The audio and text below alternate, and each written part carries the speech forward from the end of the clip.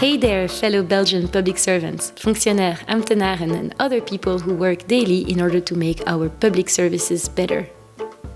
Better healthcare, education, transport, tax, employment, culture.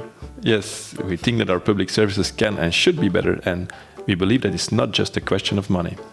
It's a question of mindset, focusing on the outcome rather than the processes.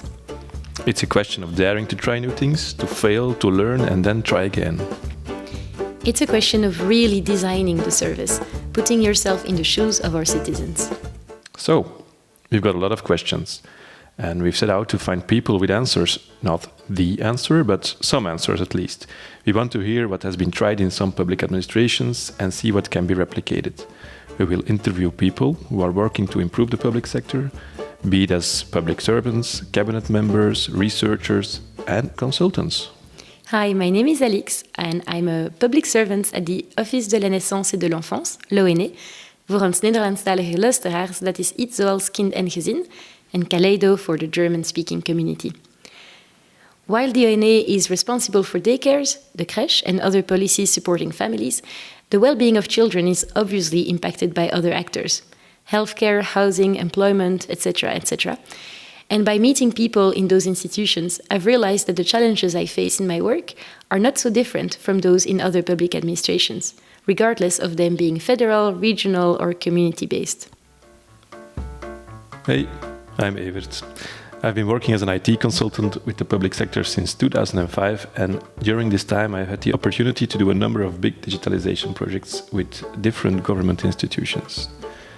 More recently, I co-founded a company called Fifth Floor with a couple of IT veterans. Our cause is to use this expertise in software delivery to have a positive impact on our society. I'm an IT nerd who's also passionate about people. That does exist. It does exist. Oh, and our podcast is called The Public Service Adventure because if you want to stay sane in government, you better look at it as an adventure. It's a fun outlook on life, not just an excuse for our inner geeks to use Dungeons and Dragons metaphors. Yeah, and it's also a nice acronym, as PSA usually stands for Public Service Announcement, and public servants love acronyms, no? Yeah, it's probably a requirement when you go through Sailor. You know, it's not called Travailler pour or Werken voor. How many acronyms have you created in your previous job? I've created a few myself. It isn't called Sailor anymore? You didn't know? No. So now they have two different names, because I think before it was Sailor for everybody, and now they made a French-speaking name and a Dutch one. So much easier. I wonder what it is in German. Do they They will third have name? now an acronym that combines the... Let's see. All right. But, okay, so why is this podcast in English in a country with 3 national languages? None of them are English, right? We considered switching episodes between Dutch and French, but let's be honest, that would just be the same as having 2 separate podcasts.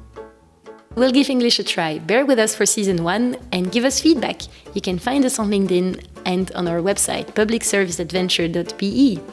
Stay tuned and get ready to laugh, learn, connect with a community of public service adventurers, and fire up your passion for making a difference. Let's go.